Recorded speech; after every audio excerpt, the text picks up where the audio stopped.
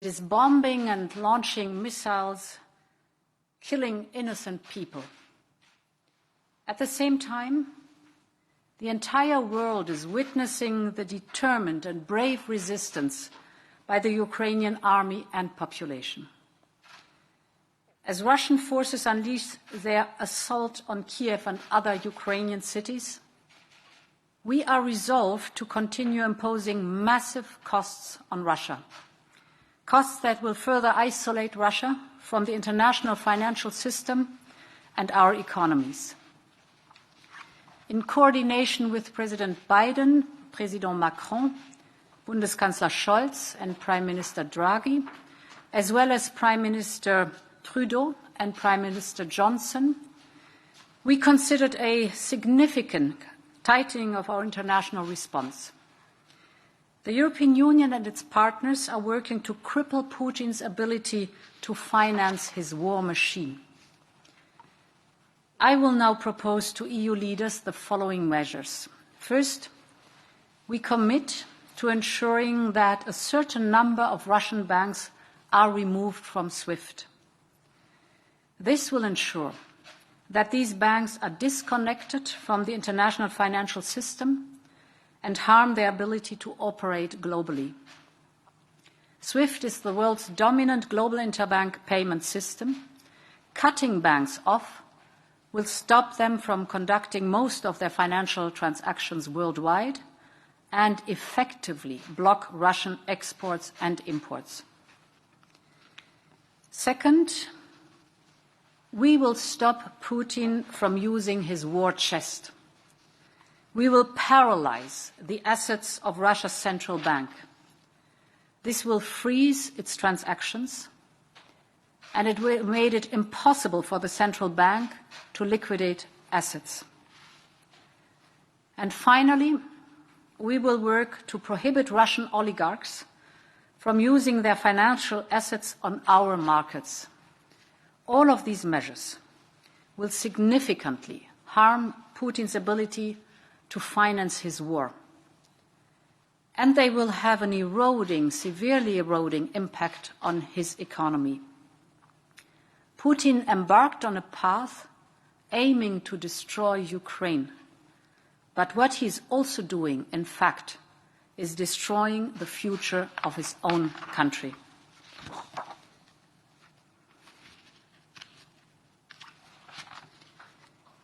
Nur wenige Dutzend Kilometer von der Ostgrenze der Europäischen Union entfernt verübt die russische Armee barbarische Taten. Sie wirft Bomben und feuert Raketen auf unschuldige Menschen. Und zugleich ist die ganze Welt Zeuge des entschlossenen und mutigen Widerstandes der ukrainischen Armee und Bevölkerung. Die russischen Streitkräfte setzen mit unverminderter Härte ihre Angriffe auf Kiew und andere ukrainische Städte fort. Vor diesem Hintergrund sind wir entschlossener denn je, Russland einen Preis so hoch wie irgendwie möglich für diese Aggressionen aufzuerlegen und das Land weiter vom internationalen Finanzsystem und wirtschaftlich zu isolieren. In Abstimmung mit Präsident Biden, Bundeskanzler Scholz, Präsident Macron und Premierminister Draghi, als auch Premierminister Trudeau und Premierminister Johnson werden wir die internationale Antwort auf die russische Aggression weiter schärfen. Ich werde den Staats- und Regierungschefs der Europäischen Union nun die folgenden 9 Maßnahmen vorschlagen. Erstens. Wir wollen sicherstellen, dass eine Anzahl russischer Banken aus SWIFT ausgeschlossen wird. Dieser Schritt wird die betroffenen Banken weitgehend vom internationalen Finanzsystem abkoppeln. Und dieser Schritt wird es ihnen erheblich erschweren, am weltweiten Geschäftsverkehr teilzunehmen. SWIFT ist das dominierende globale Zahlungssystem zwischen Banken. Ohne SWIFT werden die betroffenen Banken kaum mehr in der Lage sein, Finanztransaktionen auf dem Weltmarkt durchzuführen. Und damit blockieren wir auch weitgehend russische Exporte und Importe. Zweitens. Wir wollen Putin daran hindern, seine staatlichen Rücklagen für die Finanzierung seines Krieges zu nutzen. Dafür werden wir das Vermögen der russischen Zentralbank blockieren. Ihre Transaktionen werden eingefroren und wir nehmen der Zentralbank die Möglichkeit, ihre Guthaben international einzusetzen. Der dritte Punkt betrifft Oligarchen. Wir arbeiten intensiv daran, dass sie über ihre Geldvermögen nicht mehr unbeschränkt verfügen können. Mit all diesen Maßnahmen erschweren wir es Putin, seinen Krieg gegen die Ukraine zu finanzieren, und wir höhlen die Fundamente der russischen Wirtschaft nach und nach aus. Putin hat einen Kurs gewählt, der auf die Zerstörung der Ukraine abzielt. Aber damit zerstört er ebenfalls die Zukunft seines eigenen Landes.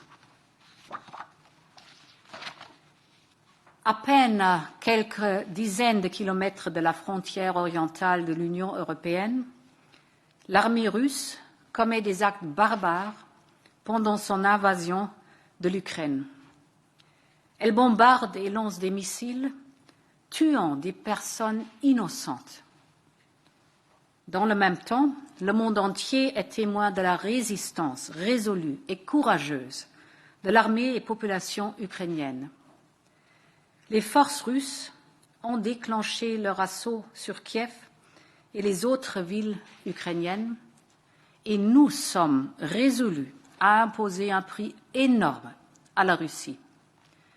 Un prix qui l'isolera de notre système financier international et de nos économies.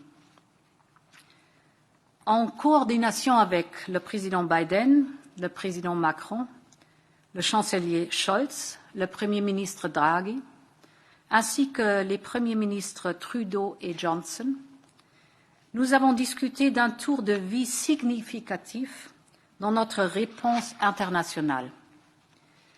L'Union européenne et ses partenaires, nous travaillons ensemble pour affaiblir la capacité de Poutine à financer sa machine de guerre. Je vais maintenant proposer aux leaders européens des mesures suivantes. D'abord, nous nous engageons à ce qu'un certain nombre de banques russes soient coupées de SWIFT. Cela entraînera leur déconnexion du système financier international. Leur capacité d'agir globalement s'en trouvera affaiblie. SWIFT est le système interbancaire dominant au niveau global. Cette action empêchera les banques d'effectuer la plupart de leurs transactions financières mondiales. Par conséquent, les exportations et importations russes seront bloquées. Ensuite, nous empêcherons Poutine d'utiliser son trésor de guerre. Nous allons paralyser les actifs de la Banque centrale russe. Cela gèlera ses transactions financières et rendra impossible la liquidation de ses actifs. Et enfin, nous travaillerons pour interdire aux oligarques russes d'utiliser leurs actifs financiers sur nos marchés. Toutes ces mesures affaibliront de manière significative la capacité de Poutine de financer sa guerre. Elles dégraderont petit à petit son économie. Poutine s'est embarqué dans la voie de la destruction de l'Ukraine, mais ce faisant, il détruit l'avenir de son propre pays. Merci.